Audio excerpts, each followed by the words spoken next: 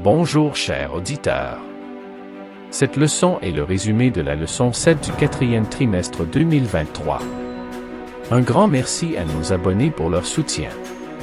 Si c'est la première fois que vous regardez cette chaîne, abonnez-vous et cliquez sur l'icône du pouce levé pour aimer cette vidéo afin d'être averti lorsqu'une nouvelle vidéo est publiée. Le sujet de cette leçon. La mission auprès de mon prochain. Prions. Notre Père qui est aux cieux. Merci pour cette leçon. Aide-nous à la comprendre. Seigneur, aide-nous à mettre en pratique ce que nous apprenons. Au nom de Jésus, nous te prions. Amen. Notre texte clé se trouve dans Luc, chapitre 10, verset 27. Il répondit, « Tu aimeras le Seigneur ton Dieu de tout ton cœur, de toute ton âme, de toute ta force et de toute ta pensée, et ton prochain comme toi-même. » Chers auditeurs, nous connaissons tout le verset de la Bible, « Aime le Seigneur ton Dieu. » Aime-le de tout ton cœur, de toute ton âme, de toute ta force et de tout ton esprit. Luc 10 verset 27. Notre amour pour Dieu s'affaiblira si nous disons que nous l'aimons mais que nous ne lui obéissons pas. Nous disons que nous aimons Dieu, mais comment montrons-nous cet amour dans notre vie quotidienne? Nous ne pouvons pas aimer Dieu avec seulement la moitié de notre cœur. Nous devons lui donner tout notre cœur, notre esprit, notre corps et notre pensée. Nous devons lui donner ces choses chaque jour. Tout le monde peut dire « J'aime Dieu », mais l'aimer vraiment est un choix que nous faisons et qui demande toutes nos forces et tous nos efforts. Aimer Dieu est important. En même temps, Dieu veut aussi que nous aimions les autres. Notre amour pour les autres montre notre amour pour Dieu d'une manière réelle et puissante. La Bible dit, si nous disons que nous aimons Dieu, mais que nous haïssons l'un de nos frères et sœurs de sa famille, nous sommes des menteurs. Si nous n'aimons pas quelqu'un que nous avons vu, comment pouvons-nous aimer Dieu? Nous ne l'avons jamais vu. Paul nous dit aussi, vous obéissez à toute la loi en faisant cette seule chose, aimez votre prochain comme vous vous aimez vous-même. Dans cette leçon, nous apprendrons comment suivre ces règles bibliques importantes dans nos vies. Dans cette leçon, nous aborderons les points suivants. Comment hériter de la vie éternelle? La réponse est dans la parole. L'amour en action. Et qui dois-je aimer? Point numéro 1. Comment hériter de la vie éternelle? Un jour, un spécialiste de la loi se leva pour mettre Jésus à l'épreuve. « Maître, demanda-t-il, que dois-je faire pour hériter de la vie éternelle? » Luc 10 verset 25. S'il n'y avait pas l'expression « pour le mettre à l'épreuve », nous pourrions penser que ce spécialiste de la loi était une personne qui voulait sincèrement que Jésus lui dise comment obtenir la vie éternelle. Jésus sait que ses intentions ne sont pas bonnes, mais il ne lui reproche rien et ne refuse pas de lui répondre. Toujours attentif à profiter de toute occasion pour la mission, il a saisi cette opportunité pour faire un appel personnel. De plus, la question était trop importante pour être laissée sans réponse. En faisant quoi, j'hériterai de la vie éternelle? Quelque temps plus tard, un jeune homme riche lui a posé la même question. Comme eux, chacun de nous a le même désir de transcendance, le même besoin de vivre au-delà de cette courte vie. Point numéro 2. La réponse est dans la parole. Jésus lui dit, qu'est-il écrit dans la loi? Qui lis-tu? Luc 10 verset 26. Il arrive que l'on nous pose des questions provocantes.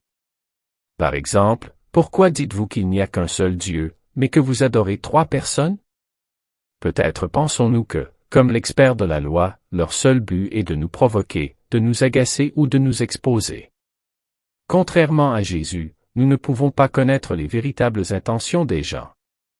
Peut-être que, sans le savoir, nous nous trouvons face à un chercheur de vérité sincère.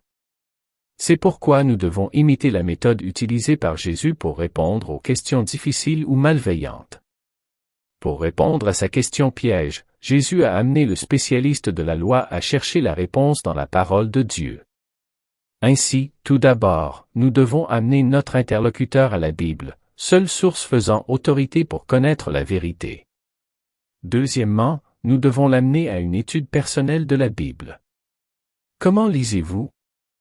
Ne vous contentez pas de ce que nous savons ou pouvons vous dire. Il est important que nous laissions la parole elle-même, sous la conduite du Saint-Esprit, nous guider vers la connaissance de la vérité. Point numéro 3. L'amour en action. Il répondit, « Aime le Seigneur ton Dieu de tout ton cœur, de toute ton âme, de toute ta force et de toute ta pensée, et aime ton prochain comme toi-même. » Tu as bien répondu, lui dit Jésus. Fais cela et tu vivras. Luc 10 versets 27 et 28.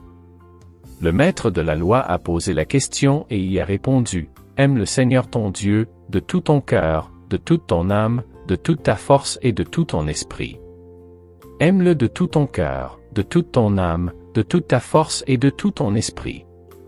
Et tu aimeras ton prochain comme toi-même. Que pense Jésus de cette réponse? Jésus a dit, « Ta réponse est bonne. » Puis il lui a dit de faire quelque chose, « Faites ceci et vous aurez la vie éternelle. » Pour la plupart d'entre nous, chrétiens, il est facile de donner la bonne réponse concernant les enseignements de la Bible et la foi.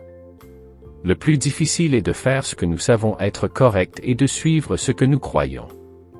Beaucoup de gens en savent assez pour être sauvés. Ils seront perdus de toute façon parce qu'ils n'ont pas obéi à ce qu'ils savaient. Ce sujet est donc très important. Vous savez que vous devez aimer Dieu et votre prochain. C'est merveilleux. Mais il ne suffit pas de savoir. Tu dois leur montrer combien tu les aimes. Paul dit, « Vous obéissez à toute la loi en faisant cette seule chose, aimez votre prochain comme vous vous aimez vous-même. » Paul enseigne que les gens peuvent voir que nous aimons beaucoup Dieu lorsque nous montrons notre amour pour les personnes qui nous entourent. Une vie de foi n'est pas quelque chose que nous cachons ou que personne ne peut voir. Paul, Michée et Jean expliquent que les choses que nous faisons et notre comportement témoignent de la foi qui habite notre cœur. Dans 1 Corinthiens 13, Paul explique ce qu'est l'amour véritable. Les gens peuvent dire qu'ils ont beaucoup de connaissances. Ils peuvent faire de merveilleux miracles. Ils peuvent avoir beaucoup de foi ou donner leur vie pour leurs croyances. Mais si ces personnes n'ont pas d'amour, alors, en fin de compte, elles n'obtiennent rien du tout. Point numéro 4. Et qui dois-je aimer? Qui donc de ces trois-là était, selon vous, le prochain de celui qui est tombé au milieu des voleurs? Luc 10, verset 36. À travers une histoire qui s'est déroulée entre Jérusalem et Jéricho, Jésus a montré le sens de l'amour du prochain, être miséricordieux envers lui et l'aider dans ses besoins. Confronté à son hypocrisie, le spécialiste de la loi a dû reconnaître à contre-cœur que son prochain n'était pas celui qu'il aimait, mais celui à qui il faisait du bien. Notre prochain n'est pas seulement celui qui appartient à la même Église ou à la même foi que nous, mais toute personne qui a besoin de notre aide. La miséricorde et la bonté sont au-delà de toute barrière religieuse, sociale, culturelle, ethnique ou autre. Ellen G. White définit ainsi notre prochain. Notre prochain est toute personne qui a besoin de notre aide. Notre prochain est toute âme qui est blessée et meurtrie par l'adversaire. Notre prochain est toute personne qui est la propriété de Dieu. Le désir des âges, page 503. Jésus veut que nous soyons aimants et que nous aidions les gens. Jésus veut que nous prononcions des paroles aimantes pour réjouir le cœur des gens.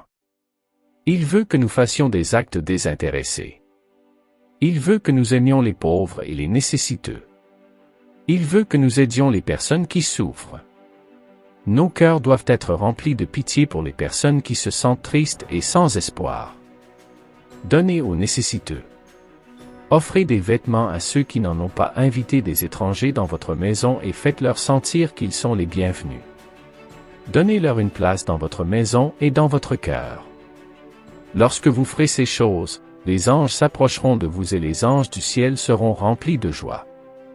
Chers auditeurs, le défi de cette semaine est le suivant. Commencez à prier quotidiennement pour quelqu'un qui est différent de vous, ou même pour quelqu'un que vous n'aimez pas personnellement.